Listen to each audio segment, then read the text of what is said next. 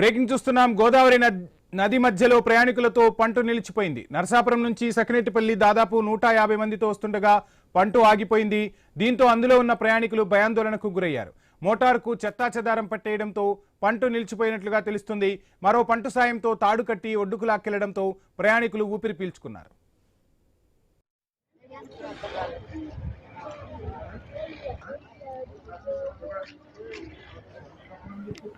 Right, ఇక దృశ్యాలను చూస్తున్నాం. గోదావరి నది మధ్యలో ప్రయాణికులతో ఓ పంటు నిలిచిపోయింది. సో చెత్తా చెదారం అడ్డుపడడంతో మిషన్ కు సాంకేతిక లోపం తలెత్తడంతో పంటు నిలిచిపోయినట్టుగా తెలుస్తుంది.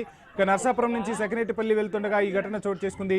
మరో పంటుకు తాడు కట్టి మొత్తంగా బయటికైతే ఆ పంటను కూడా తీసుకొస్తున్నారు. ఆ దృశ్యాలను మనం ఈ స్క్రీన్ పై చూస్తున్నాం. సో మొత్తంగా పంటు ఒడ్డుకి చేరుకోవడంతో అంతా ఊపిరి పీల్చుకున్నారు. ఐ న్యూస్ స్క్రీన్ పై మనం క్లియర్ కట్ గా ఆ విజువల్స్ ను చూడవచ్చు.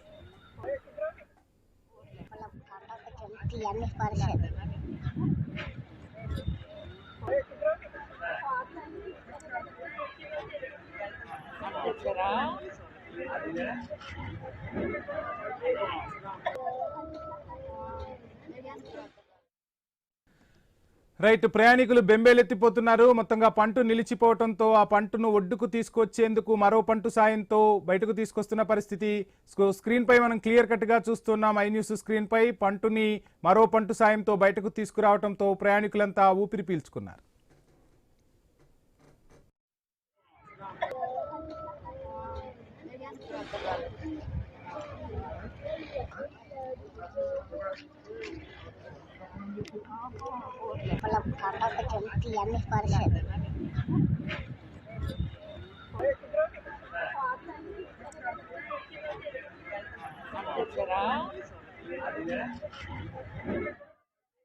డీటెయిల్స్ ఐ న్యూస్ ప్రతినిధి భార్గవ్ అందిస్తారు. భార్గవ్, అటు వశిష్ఠ గోదావరిలో జరిగినటువంటి భయాందోళనకర పరిస్థితి అటు పంటు ప్రయాణికులను సైతం ఆందోళనకు గురి చేసింది. ప్రధానంగా నర్సాపురం నుంచి సకినేటిపల్లికి కూడా నిత్యం దాదాపు 100 ట్రిప్పులు ఈ పంటులు ప్రయాణిస్తూ ఉంటాయి. దాని మీద 200 మందికి పైగా ప్రయాణికులు ఒక్కొక్క పంటుపై అటు వాహనాలతో, కార్లు, తమ బైకులతో సహా ఇటు నుంచి అటు దాటుతూ ఉంటారు గోదావరిని. ఈ తరుణంలోనే ఈ రోజు ఉదయం సకినేటిపల్లి నుంచి గోదావరి వస్తున్నటువంటి పంట ఏదైతే ఉందో అది మధ్యంలో నది మధ్యలోనే ఆగిపోయింది. దీంతో ప్రయాణికులు ఒకసారిగా ఆందోళన చెందారు. పంటకు సంబంధించిన నిర్వాహకులు ఆ పంట కిందటువంటి మోటార్ చక్రాలు ఏవైతే ఉంటాయో దానికి అక్కడ గోదావరిలో వచ్చినటువంటి చెత్తా చెదారం అంతా కూడా పట్టేసి ఆ మోటారు నిలిచిపోయింది అనేది కూడా వారు గుర్తించారు. వెంటనే హుటాహుటిన మరొక పంటు వెళ్తున్న నేపథ్యంలో ఆ పంటుకి తాడు సహాయంతో దాన్ని కట్టి ఆ పంటు సహాయంతో ఒడ్డుకు చేరవేసిన పరిస్థితి అయితే ఉంది అక్కడ. దీంతో ప్రస్తుతం వారందరూ కూడా ఊపిరి పీల్చుకున్నారు. తొలుత ఈ గోదావరి మధ్యలో ఇటీవల కాలంలోనే అత్యధికంగా అలలు వచ్చిన నేపథ్యంలో కూడా ఈ పంట రాకపోకలు ఒక ఆందోళనకర పరిస్థితి సృష్టించాయి.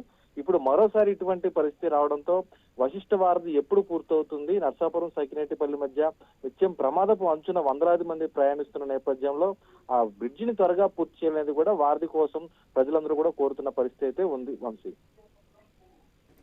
Yeah right, thank you Bhargav.